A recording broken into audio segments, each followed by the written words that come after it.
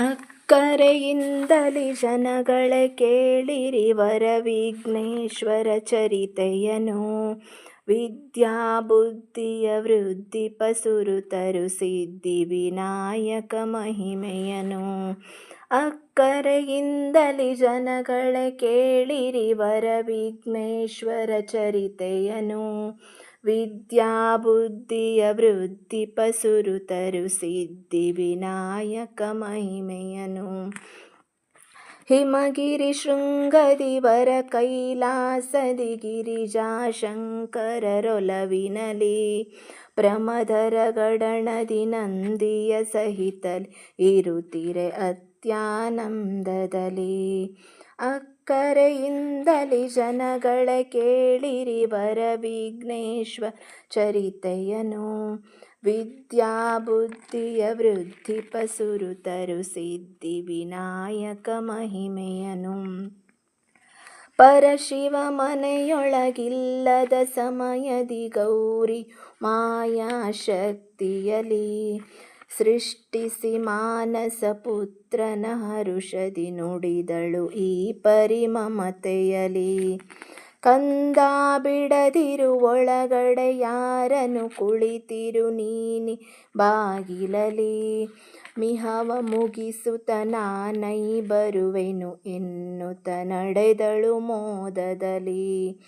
ಅರಿಯದ ಕಂದನು ಕಾಯುತ್ತ ಕುಳಿತಿರೆ ಕಳೆದವು ಕೆಲವೇ ನಿಮಿಷಗಳು.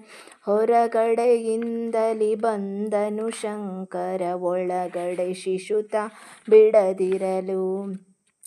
ಗೃಹವಿದು ನನ್ನದು ನಾನೇ ಒಡೆಯನು ಎನ್ನನು ತಡೆವುದು ತರವಲ್ಲ. ಮುದ್ದಿನ ಮಗು ನೀನೇತಕ್ಕೆ ತಡೆಯುವೆ ಎಂದರು ಒಳಗಡೆ ಬಿಡಲಿಲ್ಲ. ಮಾತೆಯ ಮಾತನು ಮೀರೆನು ಎನ್ನುತ್ತ ಕಂದನು ಛಲದಿ ಮರುನುಡಿಯೇ. ಕೋಪಾವೇಶದಿ ಶಿವ ಮೈ ಮರೆಯುತ್ತ ಶೂಲದಿ ಶಿರವಂ ತಾನಿರಿಯೇ. ಚಿಟ್ಟನೆ ಚೀರಿತು ರುಂಡವು ಹಾರಿತು ಗೌರಿ ಬಂದಳು ಕಾತರಿಸಿ.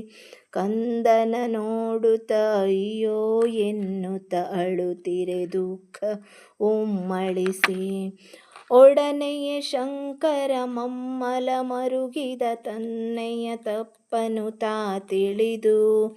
ಅಳದಿರು ನಿನ್ನೀ ಕಂದನ ಬದುಕಿಪೆ ಎಂದನು ಗಿರಿಜೆಯ ಬಳಿ ಕರೆದು. ಉತ್ತರ ದಿಕ್ಕಿಗೆ ಶಿರವನು ಚಾಚುತ ಮಲಗಿದ ಜೀವಿಯ ರುಂಡವನು. ತ್ವರಿತದಿ ತನ್ನಿರಿ ಗಣಗಳೇ ಪೋಗಿರಿ ಎನ್ನುತ್ತ ಅಪ್ಪಣೆ ಮಾಡಿದನು. ಮದಗಜವೊಂದರ ರುಂಡವ ಛೇದಿಸಿ ತಂದರು ಗಣಗಳ ರಭಸದಲ್ಲಿ. ರುಂಡವ ಮುಂಡಕ್ಕೆ ಶಿವತಾ ಜೋಡಿಸಿ ಜೀವವ ನೀಡಿದ ಕರುಣದಲ್ಲಿ. ಪ್ರಮಥರ ಗಡಣಕ್ಕೆ ಅಧಿಪತಿ ಮಾಡುತ್ತ ಗಣಪತಿ ಎಂದನು ಈಶ್ವರನು.